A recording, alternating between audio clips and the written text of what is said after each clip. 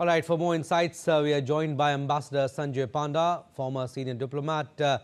Welcome, Ambassador Panda. Appreciate you giving us your precious time. This is being described as the first trilateral meeting since the conflict began. Tell us, from a diplomatic standpoint, how significant is this moment? Abhishek, this is very important from the point of view of optics. You know, this is after 4 years after Moscow invaded Ukraine. This Yeah. is the first time that the two parties are coming face to face with United States in Tau. So it's a trilateral meeting, the first since this aggression started 4 years ago. So there's a lot of significance. But if you're thinking that any substantive progress could be made, now Russia is very clear. We have to go back to actually August 2025 when President Putin and President Trump met in Alaska and Anchorage, where they decided not to have any deal. So the idea then was that Russia was very clear that the core issues, what it termed as the core issues have to be addressed before any progress is made. So there is no change in Russian position, if you ask me. So that is how I look at it at this stage, that it has significance. Yeah, but Ambassador Panda, the talks are happening at a military to military level. But what does that tell us about the stage these negotiations are at and how much can realistically be achieved in this meeting? See, there was no point in having this meeting at a summit level when knowing very well that the progress would be limited. See, there are very clearly the issues which are at stake. I mean, let's go one by one. I mean, the Russian sticking points. Russia says that, look, the territories which are occupied in eastern Ukraine, so that territory remains with Russia. Then there is a Donetsk region in the east, which is what Russia says that 25% of that region, for historical regions which they say belongs to Russia and which keep controls presently, they want that transferred to Russia. That's part of the deal. Yeah. And the two other points which they say that, look, Zelensky doesn't continue as president. And the other thing is Ukraine doesn't join NATO. NATO, yeah. So these are issues, and of course they are not even discussing the nuclear power plant which they occupied in March 2022, which they control, and they presume that it's with them now. Yeah. So there are major issues which have to be, you have to tide over before you make any substantive progress. No, but territorial issues, Ambassador Panda, I think most prominent issue. Because Moscow insists that no durable peace is possible without resolving territorial issues. On the other side, Zelensky has also openly flagged land as the unresolved issue. What do you think, sir? Any room for compromise here? Yes, there is one small window which we have to see if that is feasible. Yeah. Zelensky has come up with a little reasonable stance saying that, look, what you are primarily interested is in Donbass. Now, Donbass, Zelensky says that, look, we will go back 40 kilometers, you go back 40 kilometers, and that entire region is declared as an special economic zone. So that is, again, there's been no comment on that from Russia. But this is something which Zelensky came up with. But Zelensky is primarily now, he's not even talking about a peace deal. He is talking about post-peace deal. I mean, he is more concerned with U.S. security guarantee for Ukraine after a peace deal comes about.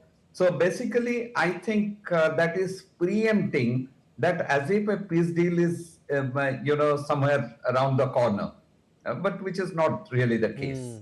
Also, Ambassador, what role can UAE realistically play beyond hosting, given its past mediation in prisoner exchanges we saw? You see, UAE is now emerging as a major player in the region, and they have a very balanced view. If you take in the Gulf, I mean, when be it on the Israeli question, be it on the question of terrorism, and several global issues, they have taken a very balanced position. So, which is what actually gives them, makes them a important player in facilitating these kind of negotiations. I think that is also the signal. But if you're expecting that UAE will play a meditating role, I mean, it will mediate. I don't think that's even expected. But let's talk about the role of the US also here, Ambassador. Senior US figures, Steve Witkoff, Jared Kushner are involved here. What role is Washington actually playing here? Mediator or power broker? Yeah, no, that's right. Even a Nobel Peace Prize is at stake. Okay, jokes apart.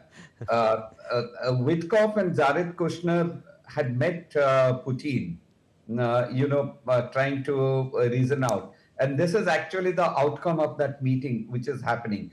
But the point is, President Trump wants to demonstrate that he's opening up several fronts to attain peace or at least resolve issues which are confronting the world. But then he is also complicating his own position by making several strategic miscalculation, and the major strategic miscalculation is his imposing tariff against their allies. I mean, on the Greenland question. So, what is the transatlantic divide is getting widened, and now if Europe chooses to, impose its anti, what is it called, the retaliatory measure.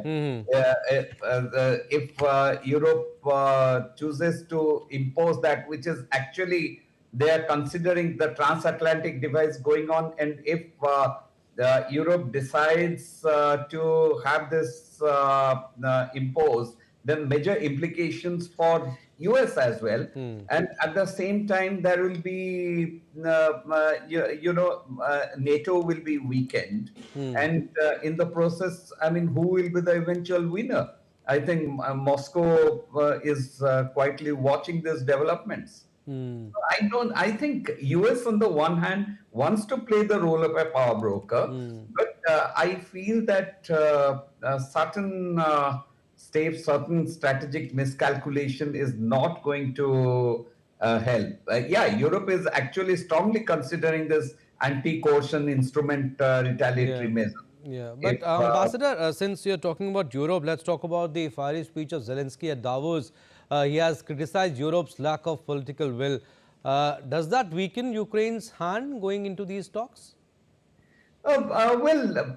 Actually, you see, Ukraine's hand weakening in the sense you're talking about further weakening. Yeah. The position is so weakened that it cannot any further. It cannot weaken any further. So anything that happens can only improve. But the point is, there has to be first some perceptible progress to take place.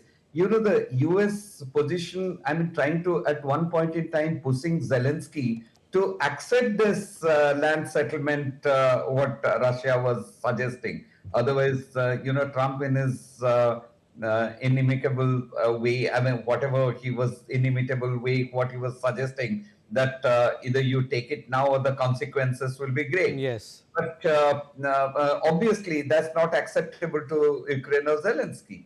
So I think that these are, everyone is playing their own games. The one thing that has to be seen, that Moscow is actually never expected this war to go on for 4 years.